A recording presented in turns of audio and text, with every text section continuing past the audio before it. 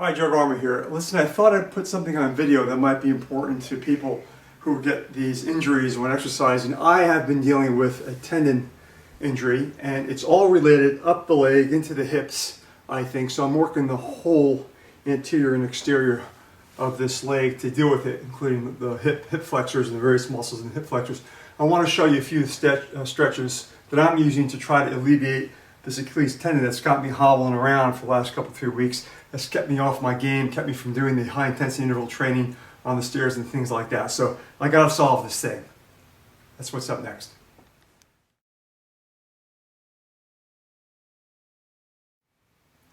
So how I want to go after this is I want to work up and go down, or it could be the other way around. But I'm going to work up and go down.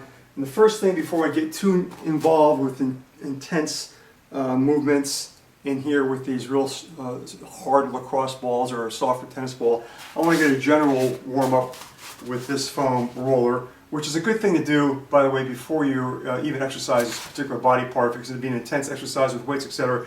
It's good to try to roll it out a little bit here. So in this case, I will just begin warming up with my whole body with this thing, just to try to stretch out kinks, etc. I spend a little time doing that before I start working on the problem area, which begins like this in the glutes, back and forth. Then bring this leg above the knee, the ankle above the knee, so you can really put some weight and focus a little bit more in the sore areas. When you feel a place that's sore, stay there for a little bit. Maybe rotate a little bit like this, pulse a little bit, and then go down the leg a little. So you want to work that out, and that on this side before moving to the front. A lot of times we're so tight up here in this IT band that it shifts about how everything is aligned in the body. So I want to get onto this a bit. So I'll just roll up and down here. Isa, can you get here a little bit, honey? Mm-hmm. Okay. And I'm supporting my weight on my hands because this can be really painful. It's very tight and you weigh a fair amount. And as you're rolling it, it can be very, very painful. You hang out where it's really sore, and you can shift a little bit to this side to get along the outside of the thigh and into the hip. Okay. Next thing I would do is this. Isa, follow me here. Got a towel on the table, put the leg up, let it flop out. Now a lot of people are open here, particularly women. Guys like myself sit a lot, or run or bike, do squats, what have you, or not. So, let this thing ease down with maybe some pressure with your hand, and floss it back and forth like this. Find the tight place, stay with it. At some point you might want to move over your foot, put your hand on the knee, and push to the side this way, or come over the knee this way. So you just kind of work it around like that. Another thing to do, excuse me, Hallie, honey, go, is you're sitting down a lot at the desk. Well, when you're sitting there once in a while, bring this leg up like this. Tighten your stomach, bend over. You can bend over to this side as well, and this side. You can even, particularly if you have a chair with a roller, it's easy to roll it back under the table and put your knee under the table like this. And now you can shift this way and over, this way and over, and forward.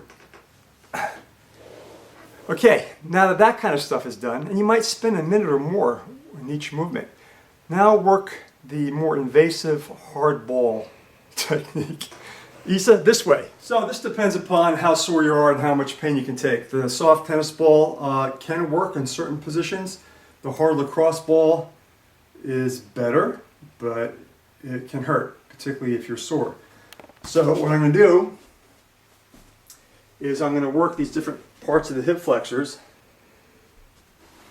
One way to get at it is You sit on the side here, put your foot on your other foot, and come over to the side, and you just roll and you find the sore spot, you sit there for a while. You do this for a minute or two, as much as you can take. And then to get more in the front, you can put this ball here and you kind of lay over it more. But you want to support your weight a little bit, so you put one arm out like this and the leg out like this. Got the leg, hon? Mm-hmm. And you find that sore spot, ow, like that, and you stay in there a bit. So some of this is experimental, but you want to get this ball in here to soften up all this tissue, is the idea, okay? After you're done with that, you might want to stretch out the front of your leg by doing this traditional stretch like this. But one that's even superior, because it works more aspects than just this band here, is against the wall, like this.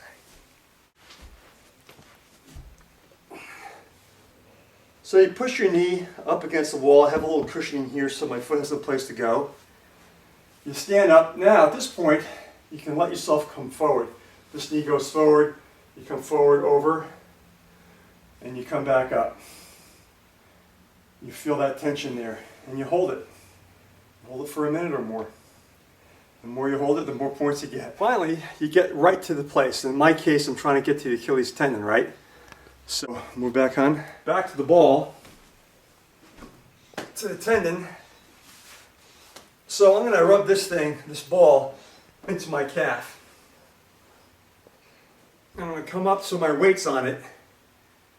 And there's three different muscles, three different heads to the gastrocnemics muscle, if I'm pronouncing it right, which is the calf muscles. And so the ball is going to wobble around as it goes over the surface of each of these threes. You want to find the places that are sore and you just hold. And once you hold, you can rotate your ankle. You can do whatever it takes to change the pressure of the ball. Okay, so you come all the way down into where the Achilles tendon is, right here. You work that for a while. And then finally, again specific to the stretching of the calf and Achilles tendon, you come up to a post like this. And you often see runners just kind of do this kind of thing and stretch. Well, in this case, you want to get more purchase, more of the ball of your foot on this post. So you kind of bend in and get the whole ball of your foot, if you can, like that. Then you stand up and try not to let your heels slide out so you can create the tension. Get right in here, hon. And at this point, you try to bring your chest, which isn't going to make it, but slowly to the post up here, hon. No point just doing like this and thinking you're doing it. Your whole body has to come forward. And you might shift to side, and that's going to really open up the tendon and the calf. Now I've been doing this for a couple of days. I'm already feeling better. I'm limping less, and eventually I'm going to rock it and get it all done. Make sure, of course, you always do the other side, even if it's not sore. Got to be both directions. Over and out.